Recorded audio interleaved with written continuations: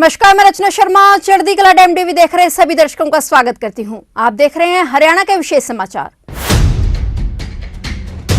Sutlej Yamuna link नहर यानी कि एसवाईएल के मुद्दे पर हरियाणा और पंजाब के मुख्यमंत्रियों की बैठक हुई। केंद्रीय जल संसाधन मंत्री गजेंद्र सिंह शेखावत ने हरियाणा के मुख्यमंत्री मनोहर लाल और पंजाब के मुख्यमंत्री भगवंत मान के साथ दिल्ली में मीटिंग की। बैठक के बाद मुख्यमंत्री मनोहर लाल ने कहा कि इस बैठक में कोई सहमति नहीं बनी है। उन्होंने बताया कि सुप्रीम कोर्ट ने अपने निर्णय में कहा है कि एसवाईएल का निर्माण होना चाहिए, लेकिन पंजाब के मुख्यमंत्री और अधिकारी इस विषय को एजेंडे पर ही लाने को तैयार नहीं है। वे पानी नहीं होने की बात कह रहे हैं और पानी के बंटवारे पर बात करने को कह रहे हैं, जबकि पानी बंटवारे के लिए अलग से ट्रिब्यूनल बनाया गया है। ट्रिब्यूनल के हिसाब से जो सिफारिश होगी उस हिसाब से पानी बांट देंगे। उन्होंने कहा कि पंजाब सरकार सुप्रीम कोर्ट के फैसले को भी स्वीकार नहीं कर रही है। इसमें 2004 में पंजाब सरकार द्वारा लाए गए एक्ट को निरस्त कर दिया गया है। पंजाब के मुख्यमंत्री का कहना है कि 2004 का एक्ट अभी भी मौजूद है, जो कि पूरी तरह से असंवैधानिक है। मुख्यमंत्री मनोहर लाल ने कहा कि एसवाईएल नहर बननी चाहिए और वो इस बारे में सुप्रीम कोर्ट को अवगत करवाएंगे। सुप्रीम कोर्ट को बताया जाएगा कि पंजाब एसवाईएल नहर के लिए तैयार नहीं है। उन्होंने कहा कि इस संबंध में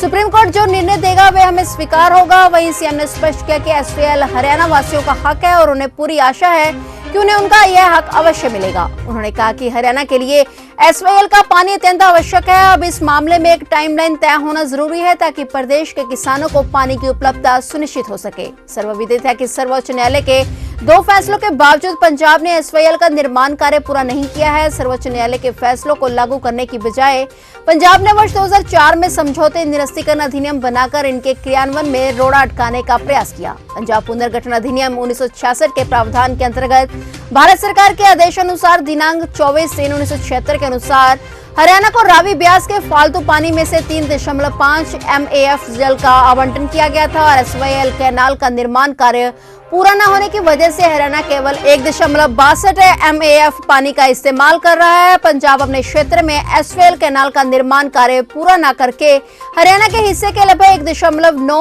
MAF जल का गैर कानूनी ढंग से उपयोग कर रहा है। उन्होंने कहा कि पंजाब के इस रवैये के कारण हरियाणा अपने हिस्से का 1.88 MAF पानी नहीं ले पा रहा है। पंजाब और राजस्थान हर वर्ष हरियाणा के लगभग 2600 क्यूसेक पानी का प्रयोग कर रहा है। यदि यह पानी हरियाणा में आता तो 10.8 लाख एकड़ भूमि सिंचित होती, प्रदेश की प्यास बुझती और लाखों किसानों को इसका लाभ मिलता। इस पानी के न मिलने से दक्षिणी हरियाणा में भूजल स्तर भी काफी नीचे जा रहा है। एसवाईएल के न बनने से हरियाणा के किसान महंगे डीजल का प्रयोग करके और बिजली से नलकूप चलाकर सिंचाई करते हैं, जिससे उन्हें हर वर्ष 100 करोड़ रुपए से लेकर 150 करोड़ रुपए का अतिरिक्त भार पड़ता है। पंजाब क्षेत्र में एसवाईएल के न बनने से हरियाणा से 10 लाख एकड़ जल क्षेत्र को सिंचित बढ़ाने के लिए सृजित सिंचाई क्षमता बेकार पड़ी है।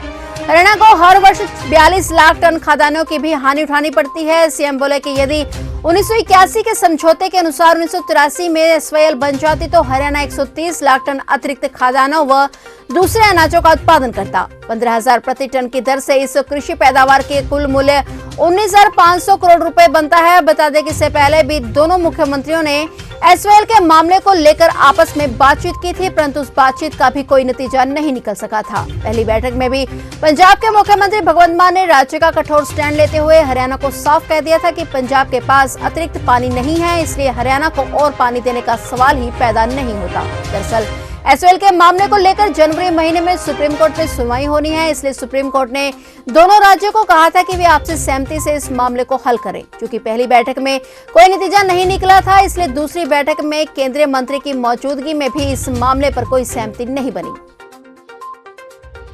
आज जो मीटिंग हुई उस मीटिंग में जैसे सुप्रीम कोर्ट का निर्देश था, उस निर्देश के अनुसार दोनों प्रदेशों के मुख्यमंत्री और केंद्रीय जल संसाधन मंत्री बैठ करके कोई एक एसवाईएल के निर्माण में एमिकेबल सलूशन ये निकलना चाहिए, ये एक मौका दिया था।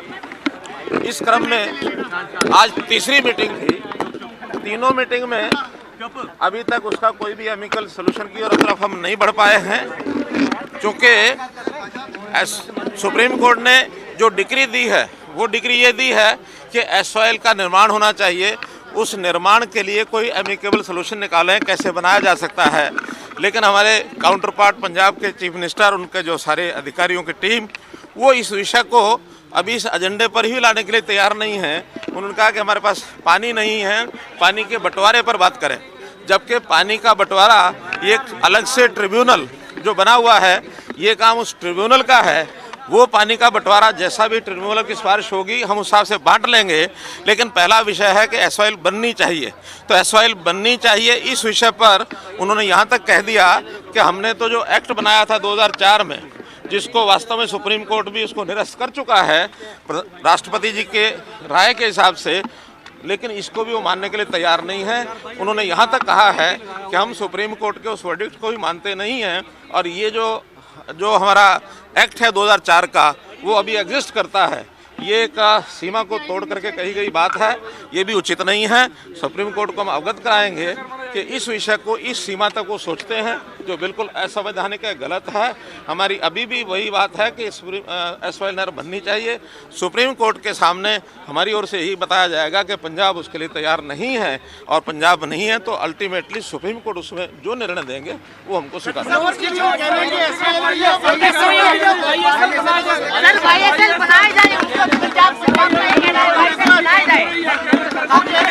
यमुना से सब कुछ को पानी दिया जाए, वो ये बात कह रहे हैं। देखिए, जब पानी के बंटवारे का सारा हिसाब किताब लगाया गया है, उसमें इन सब नदियों का पानी, चाहे रावी व्यास का पानी है या सतलुज का पानी है या फिर उसमें जमुना का पानी है, सबको अकाउंट फॉर किया हुआ है पहले से।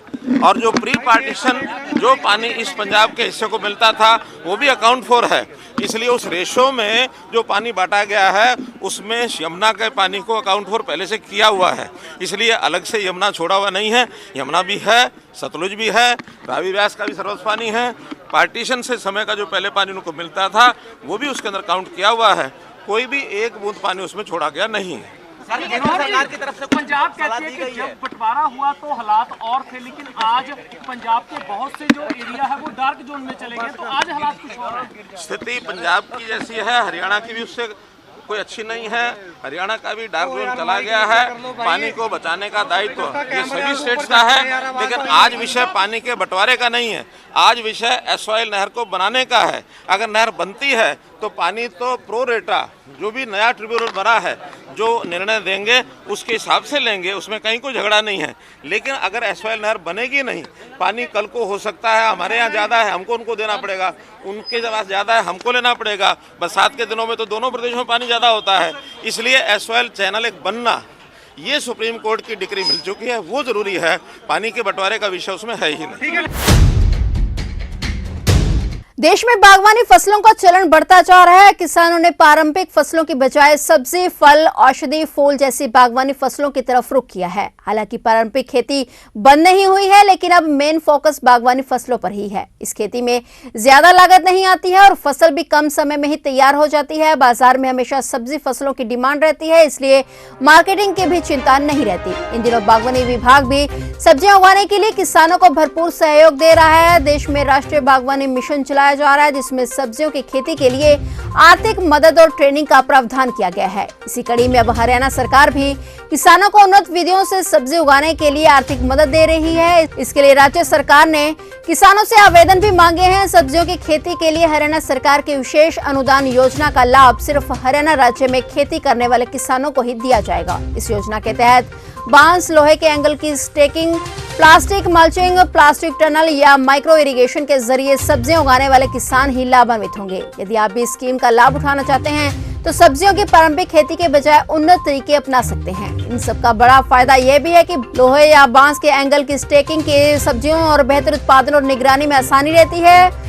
प्लास्टिक मल्चिंग और माइक्रो इरिगेशन से कम सिंचाई में ही सब्जियों को बढ़िया पैदावार मिल जाती है। वहीं प्लास्टिक टनल का इस्तेमाल करने पर सब्जी फसलों को मौसम की अनिश्चितताओं से भी नुकसान नहीं रहता। इन तकनीकों से खेती की लागत तो कम होती ही है, सब्जी की उत्पादकता भी बढ़ती है। इसके लिए हरियाणा सरकार की ओर से प्रस्तावित उन्नत तरीकों से सब्जियों की खेती पर अनुदान पाने के लिए सबसे पहले मेरी फसल मेरा ब्यौरा पोर्टल पर पंजीकरण करवाना होगा। बता दें कि हरियाणा सरकार किसान हितैषी सरकार है जो किसानों की हर संभव तरीके से मदद कर रही है। हरियाणा के किसानों की आय में कैसे वृद्धि हो, मुख्यमंत्री मनोहर लाल और उनकी सरकार इसके लिए सदैव प्रयासरत है। हरियाणा सरकार ने किसानों को आर्थिक लाभ देने के लिए कई योजनाएं लागू की हैं। इसके अलावा सरकार और भी कई नीतियां किसानों के हित में लेकर आई है।